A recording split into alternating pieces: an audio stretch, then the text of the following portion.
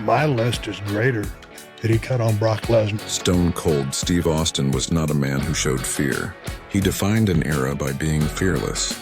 But in a rare moment of truth, he once named the 10 professional wrestlers who truly, deeply scared him, not just opponents. Men who made the toughest SOB in WWE history feel a chill. Men who could hurt him, outthink him, or end him.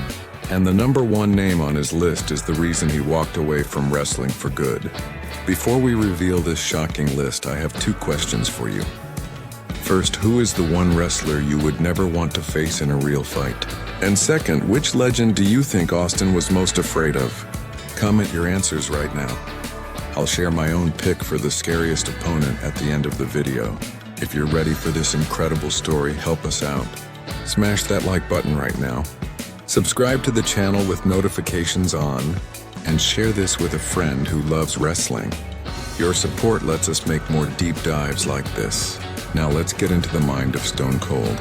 To understand this fear, you have to understand Steve Austin's world. It was built on pain, defiance, and beating the odds. But every warrior, no matter how brave, meets someone who changes the game. This isn't about wins and losses. This is about the look in a man's eyes, the feel of his grip, and the knowledge that tonight might be the night you don't walk out the same. This is the story of the 10 who brought that feeling to Stone Cold, wrestler by wrestler breakdown. Number 1, Vader. For 4 to 5 minutes, let's talk about Vader. This was not just a big man. Vader was a force of nature from another planet. In WCW, before Austin was a superstar, he was just stunning Steve Austin. And he had to get in the ring with a real-life monster.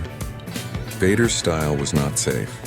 It was stiff, it was brutal, and it was designed to hurt. Austin has told stories of Vader manhandling him, hitting him for real, and creating a climate of genuine terror. Their matches were short, violent affairs where Austin was often just trying to survive. The fear was physical and immediate. Every chop, every slam felt like it could break you. Vader dominated because he was stronger, meaner, and operated on a level of violence that was beyond normal wrestling. Number 2, Bret the Hitman Hart. Now a different kind of fear. The fear of being exposed. Bret Hart was not a monster. He was a master. When Austin faced Bret, especially in their early matches and their legendary WrestleMania 13 war, he faced the best technical wrestler in the world. The fear here was mental. Bret was a chess player. He could tie you in knots, target a body part, and make you look foolish. Austin feared being outclassed. He feared that no matter how tough he was, Bret's skill could neutralize him. This fear, however, drove Austin to new heights. He had to become smarter, more vicious. Bret dominated the canvas, but Austin's will to survive created an all-time classic. The fear of failure against excellence is a powerful motivator. Number 3, The Undertaker. The fear of the unknown. The Undertaker was not just a man. He was a phenomenon, an aura. When the gong hit and the lights went out, you were not fighting a person. You were fighting a legend. For Austin, facing The Undertaker in the height of the Attitude Era was a clash of icons. The fear was spiritual. How do you intimidate a dead man? How do you make someone who doesn't feel pain give up? Their matches, like the brutal First Blood match at SummerSlam 1998, were wars of attrition. Neither man truly dominated the other in the long run. They destroyed each other. The fear came from The Undertaker's relentless, otherworldly presence. He was the one opponent you could never truly say you had beaten. Number 4, Mick Foley as Mankind. This is the fear of chaos. Mick Foley as Mankind was unpredictable. He felt no pain. He wanted pain. Austin, the Brawler, met someone who welcomed his best shots. Their King of the Ring 1996 match, where Austin famously threw Mankind down the concrete ramp, was a testament to this. The fear was that this man would not stop. You could hit him with a chair, throw him off a cage, and he would get up smiling. Austin feared the mental and physical toll required to put Mankind away. It was exhausting. It was disturbing. Foley dominated in resilience. He created a fear that you were not just in a wrestling match. You were in a horror movie. Number 5, Kane.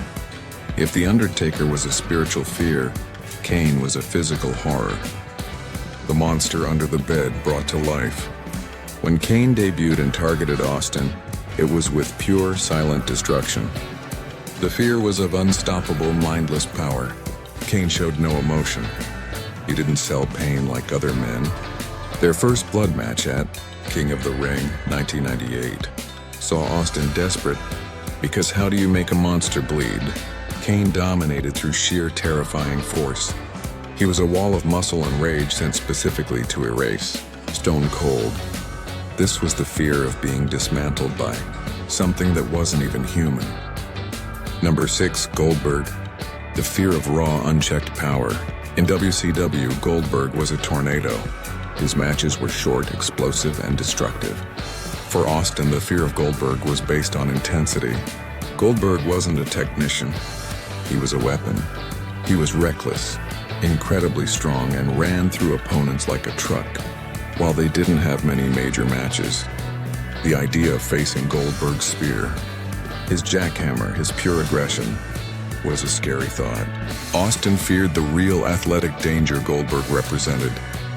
It was the fear of something you couldn't plan for because it was all instinct and violence. Number 7, Triple H.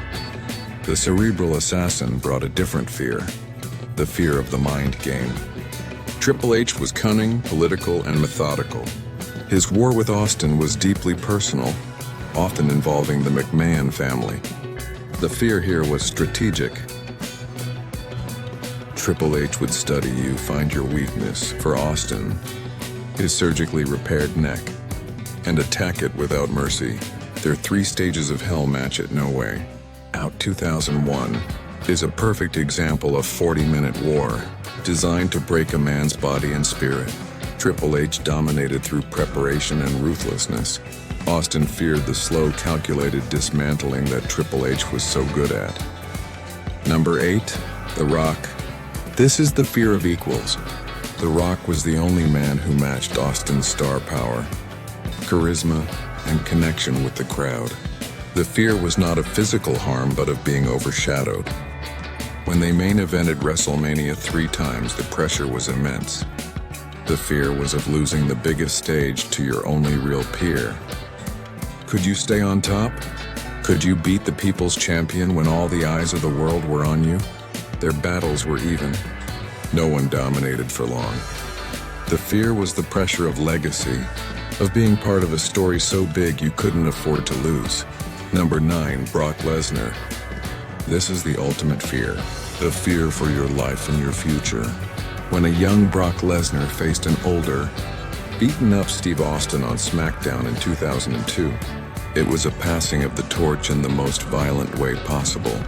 Brock was a new kind of athlete, a legitimate, freakishly strong wrestler who performed moves with scary realism. Austin has been clear, Brock scared him. He was too powerful, too explosive. Every suplex, every F5, threatened Austin's already damaged neck in a very real way. This fear was so strong it contributed to Austin walking away from full-time wrestling. Brock Lesnar didn't just dominate Austin in one match. He represented the end of an era and a genuine physical threat that Austin's body could no longer risk. Number 10, Hulk Hogan. Finally, a fear from the past. The fear of politics and control. In his prime, Hulk Hogan was the system. Austin, the rebel, feared what Hogan represented. The old guard, the creative control, the ability to hold down a rising star to protect a spot. They never had their dream match in their primes. And part of that might be this underlying tension. Austin feared Hogan's backstage influence more than his in-ring ability. He feared that Hulkamania and its way of doing business could stop Austin 3:16 before it ever started. This was the fear of a shadow, of a power that worked outside the ring. There's the full detailed breakdown.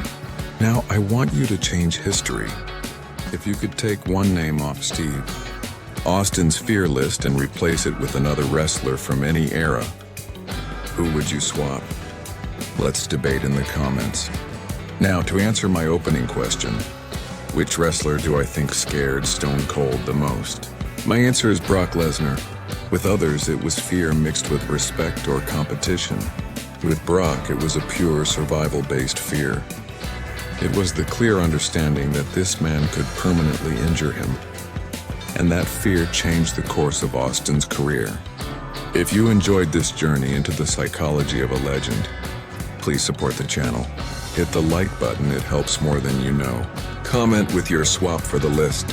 Share this video to spread the debate. And make sure you are subscribed with the bell icon pressed for notifications, so you never miss our next wrestling deep dive. Thank you for watching.